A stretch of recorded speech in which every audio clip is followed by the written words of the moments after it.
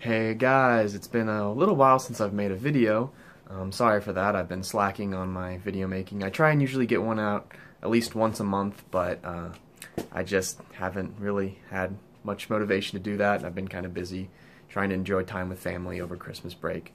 So you know how that goes. But something newsworthy happened today or this week, so I wanted to get out a video to talk about it with you guys, which was the Hearing Protection Act was reintroduced into the new Congress Monday, I believe. So that's awesome news to hear, especially that we're going to be revisiting it in the new Congress. I mentioned it in my Donald Trump and the Second Amendment video that I posted a while back, which did really well. So maybe these types of videos is what people want more. I don't know. But I just thought I'd throw together a really quick video to talk about this. So for anyone who doesn't know, the Hearing Protection Act would remove suppressors or silencers from the NFA, which is a list of regulations for certain types of firearms and firearm-related items, such as suppressors. So currently what you have to do is you have to pay a $200 tax stamp, go through a very detailed background check that takes, you have to get fingerprinted and everything, and then it takes 9 months to do. Yeah, it's basically a load of paperwork that really doesn't help anything. So the Hearing Protection Act would just basically remove suppressors from the NFA, and they would be regulated almost exactly like long guns. So you just have to be 18, you have to go in and get a NIC background check, and then you can walk out with a suppressor. So it was reintroduced into the new Congress, which is really, really good because it was introduced originally, I'm going to say in September of 2015, but it kind of just sat around and never got out of committee. Hopefully this time with a Donald Trump presidency, it will make it out of committee this time. So we'll see as far as how long it takes for it to be make it out of committee and everything. Hopefully it won't be too long. There has been some other people talking about it, like the Gun Collective is one notable person that I've known have expressed some concerns about people thinking it will happen extremely quickly.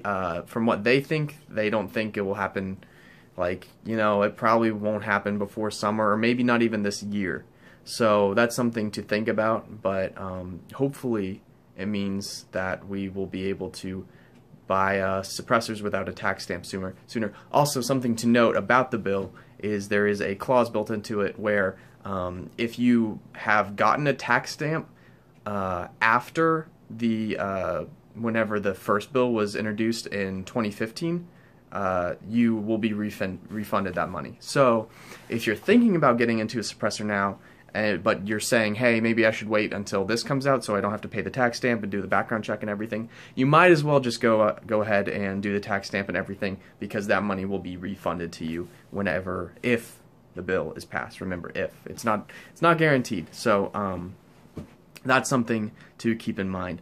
My biggest concern, and this is to all these suppressor manufacturers out there, Silencer Co., Griffin Armament, AAC, all the other ones, please be ready to meet demand if this thing passes. I mean, I can't imagine you guys would be this stupid, but if somehow this bill passes and then you guys are caught with your pants down like, oh, oops, everyone's buying suppressors now, and they just become like, you can't find them anymore for like maybe a couple of years if they're completely unprepared for it, that would be on you guys. And see, that kind of thing happens way too often with the firearm industry.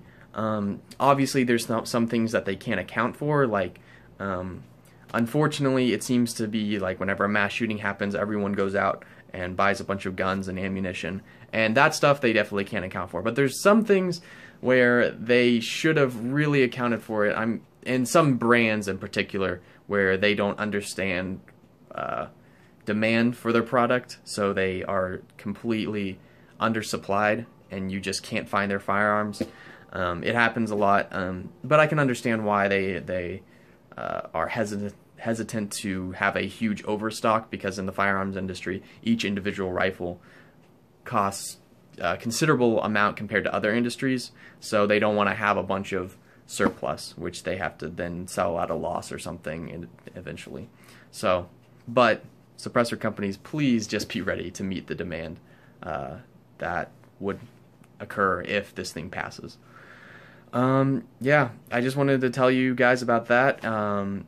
Obviously, for people that, again, aren't familiar with the benefits of suppressors or silencers, how, as the left and uninformed people call them, basically the reason why it's called the Hearing Protection Act is because suppressors, they're not Hollywood-style assassin tools like people make them out to be or Hollywood makes them out to be. They're still they don't silence the gun, they just dampen the noise. And in such a high noise environment, especially around potentially dangerous things such as firearms, it's really dangerous to cover up your ears and not allow yourself to hear properly, especially voice commands by like range officers or something.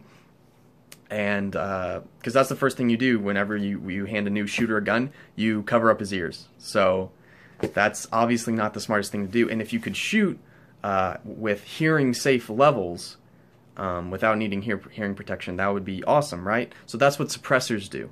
And they don't make it incredibly quiet. You're not gonna, if you're going to be shooting a pistol and a suppressed pistol in a house, everyone's still gonna hear it. I think there's several videos showing people shooting suppressed handguns in a house, and it's still incredibly loud. You're not going to be able to sneak around and just pop people when no one knows.